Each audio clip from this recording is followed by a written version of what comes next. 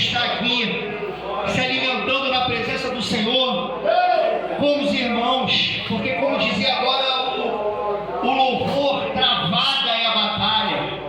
E o Senhor me recordava ali, ouvindo, ligado com o Senhor, de Efésios capítulo 6, que vai nos exortar: fortalecei-vos, no Senhor e na força do seu poder. É necessário, irmãos, estarmos aqui na madrugada, nos esforçando, nos alimentando, adorando, buscando, ouvindo a palavra. Quantos aqui estão ligados nessa madrugada, irmãos? É necessário lutarmos contra o sono, irmãos, lutarmos contra o pensamento que tenta vagar, para que a nossa estadia aqui nessa madrugada não venha a ser em vão, porque a luta permanece do lado de fora. E o Senhor vem essa semana palestrando comigo justamente em relação a essa batalha que é travada. Fortalecei-vos no Senhor e na força do seu poder, para que possais o que, irmãos? Permanecer firmes, estar firmados contra as astutas ciladas de Satanás.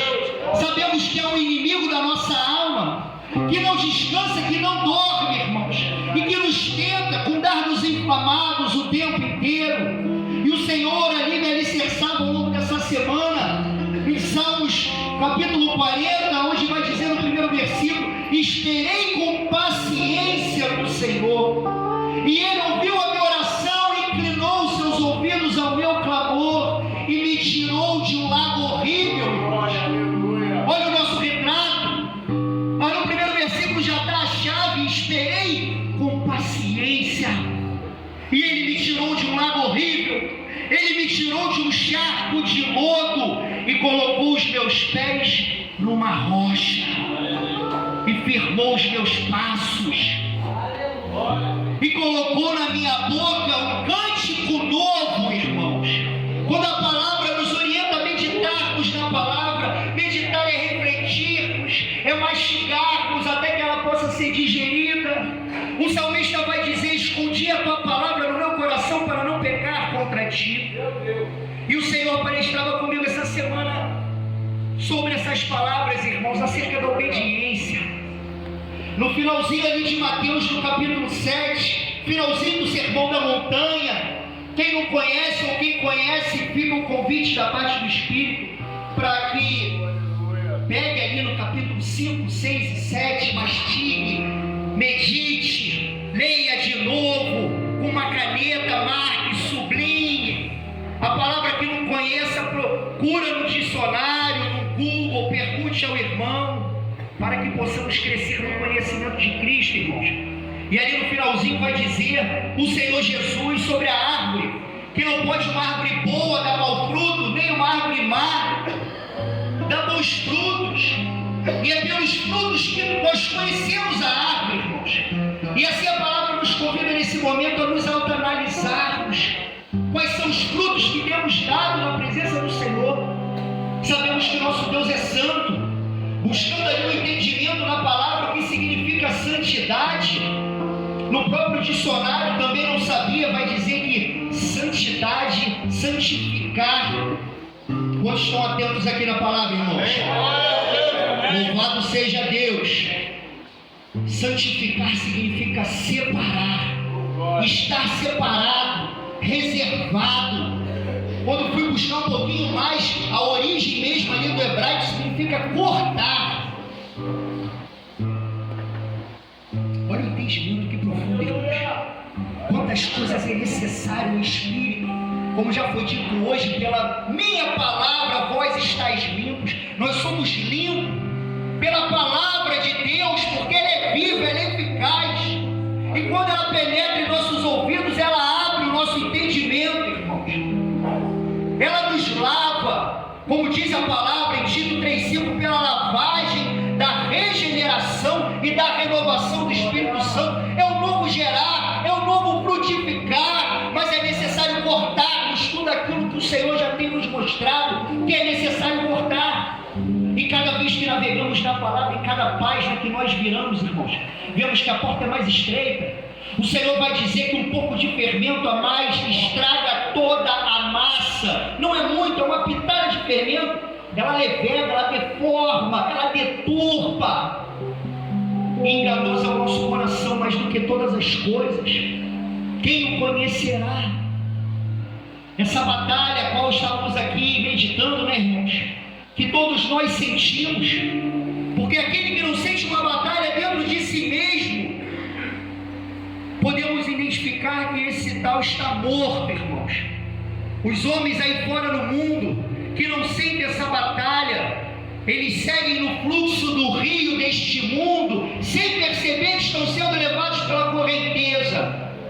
Mas quando Cristo abre o nosso entendimento, irmãos, e decidimos começar a nadar contra essa correnteza, aí vamos ver verdadeiramente a força dessa correnteza. E se não fosse a graça de Deus, nem estaríamos aqui de pé, irmãos. A palavra vai dizer que não há um bom sequer, todos pecaram, todos estão destituídos da glória de Deus. Esse é o evangelho verdadeiro. Aleluia! Não há um que entenda, porque até o entender é Deus que opera. A palavra vai dizer que Ele opera até o querer, quanto o efetuar, o realizar desse querer. É Ele que opera, Ele é soberano sobre todas as coisas. Mas é necessário navegar nesse oceano para conhecermos mais e mais e estarmos fortalecidos no Senhor e na força do seu poder, revestido não de uma nem de duas, mas de todas as armaduras de Deus. Glória a Deus. E 1 Pedro capítulo 4 vai dizer para nos armarmos com esse pensamento, irmãos, para não desfalecermos, para que no tempo que nos resta nessa vida, não andarmos mais segundo a nossa vontade, mas segundo a vontade de Deus.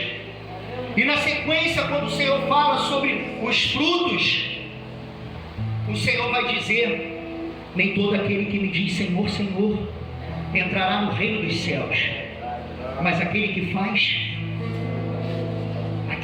a vontade, irmãos. Por isso são poucos que determinam no seu coração estar na presença de Cristo.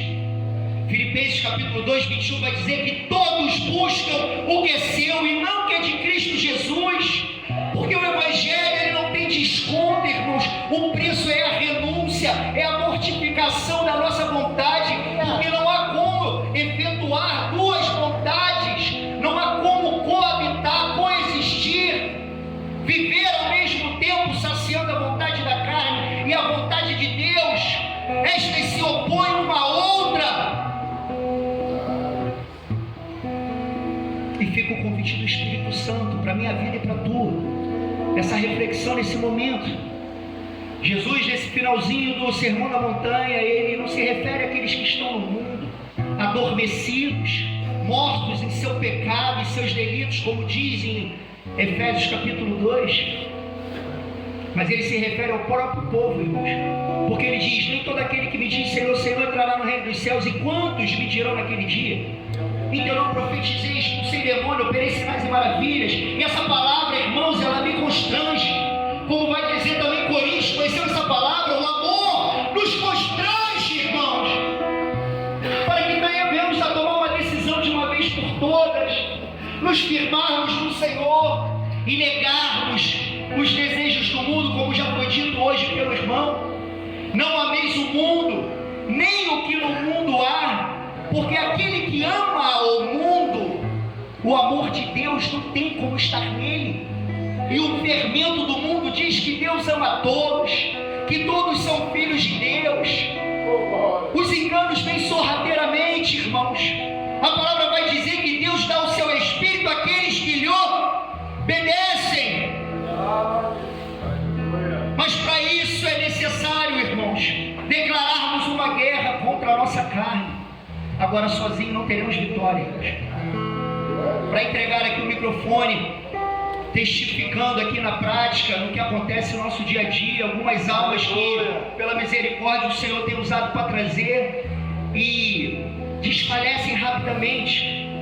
No Sermão da Montanha sabemos que o Senhor narra 4 terrenos e é jogada a mesma semente, mas somente na terra boa ela conseguiu crescer, irmãos, e dar fruto. E sabemos que grandes são os espinhos que tentam sufocar e continuarão crescendo junto a essa semente para impedir que ela venha gerar o fruto da vida na tua vida, meu irmão. E algumas almas já se encontrando lá fora. Cada um tem seus argumentos, né? O ego, ele é tremendo. Ele é o maior vendedor que existe, o maior argumentador que existe. E saímos daqui muitas das vezes tão cheio de um culto, de uma vigília, de um louvor, de uma palavra, e não dá 5 minutos lá fora, já vem uma contenda, vem uma confusão, ao ponto do irmão falar: pô, mas eu não aguentei, porque falaram que o celular do outro ali sumiu, e não sei o que, o outro, o celular também. Eu falei: mas o teu celular? Ele: não, meu não. Eu falei: então o que você estava misturando as coisas? Mas lá dentro nem pode ter celular. Ele: não, mas aí eu fui pegar a comida e estava vendo que o rapaz botou uma colher de arroz para mim e para do outro botou 2 colheres de arroz. A que ponto Satanás é sujo, irmãos? Porque o que está em jogo é muito maior do que a colher de arroz, irmãos. E aí o Espírito me faz perguntar: qual é a colher de arroz que tem te embaraçado? Qual é, irmãos? Qual é a palavra contrária que tu tem permitido penetrar no teu ouvido e chegar no terreno do teu coração? O terreno do coração é fértil, irmãos. E como é que tu vai proteger o teu coração? É com a palavra. Como foi citado hoje, Salmo 91, a tua palavra é escudo e broquel. E o Senhor nos conecta em Efésios 6 novamente: tomai sobretudo o escudo da fé, para que possais apagar os dardos que inflamam na tua mente, como um enxame de abelha, e a luxúria que bate nas lembranças de um corpo feminino, e as memórias do passado que te queimam. A carne, ela luta contra o espírito, irmãos. E fica a pergunta mais uma vez: quem vencerá essa batalha? Vamos nos jogar aos pés do nosso Senhor. Ele é o único, irmãos, caminho para vencermos essa batalha. Ele é o único que tem vida para nos dar. Ele é o único Salvador. Quão miserável é o homem que não tem a Cristo, irmãos. Pode ser o Neymar da vida, como já foi dito hoje. Pode ter todas as honras, toda a fama, todo o dinheiro. Não foi dito hoje sobre a paz, que excede todo entendimento? Em 2 Coríntios capítulo 5, do 18 ao 20, vai falar que Jesus estava operando nele mesmo o ministério da reconciliação e trazendo novamente, reconciliando o homem com Deus. Porque houve a inimizade no pecado inicial que habita em nossa natureza, mas a graça nos corrobora, nos fortalece a não sairmos da presença do pecado, mas do domínio do pecado, do domínio, para estarmos em paz com Deus novamente, ainda que tudo em torno esteja em guerra. O homem que está em Deus verdadeiramente tem a paz que o mundo não dá, a paz que excede todo entendimento. Quem está ligado aqui nessa palavra, irmãos? Irmãos, tudo é a palavra. Jesus é a própria palavra. Romanos 12, 2 vai dizer: não tomei a forma do mundo, não vos conformeis com este mundo, mas transformai-vos pela renovação do quê? Do vosso entendimento. Eu sou a luz do mundo. Quem vem a mim não andará mais em trevas, mas terá a luz. E que luz é essa? Aonde que ela penetra? No nosso entendimento. O novo nascimento, contrário do que os espíritas fermentados por Satanás falam de nascer novamente neste corpo carnal, em diversas reencarnações, ele está falando do novo gerar no entendimento, a luz do Evangelho de Cristo. Se apagarmos as luzes aqui, ninguém enxerga mais nada. A gente não consegue nem andar sem tropeçar, e assim é o homem sem a luz de Cristo. Assim é o soldado que se alista à batalha sem se revestir das armaduras, irmãos. Isso é muito sério, irmãos. Jesus vai dizer em Marcos 8,36: louco, hoje pedirão a tua alma, e o que tens tu preparado? Ou porventura o homem pode dar algo em troca pelo resgate de sua alma? E aí fica a chave da vida. Aquele que quiser ganhar a sua vida, perderá. Mas aquele que perder por amor, o amor é uma escala de valor. O amor coloca em primeiro lugar. O amor tudo suporta, o amor tudo crê. O amor não busca os seus próprios interesses. O amor é sofredor, é paciente, ele é longânimo, ele tem um ânimo alongado, um ânimo que perdura, que permanece. E assim fica o meu clamor ao Senhor sobre a minha vida e a vida dos irmãos, que Ele possa nos fortalecer a permanecer, a frutificar a longanimidade, o ânimo que permanece, a frutificar a perseverança, a frutificar a alegria que foi louvado hoje aqui. Alegrai-vos no Senhor, irmãos, que é a chave da vitória. Que assim Deus possa abençoar. Eu agradeço.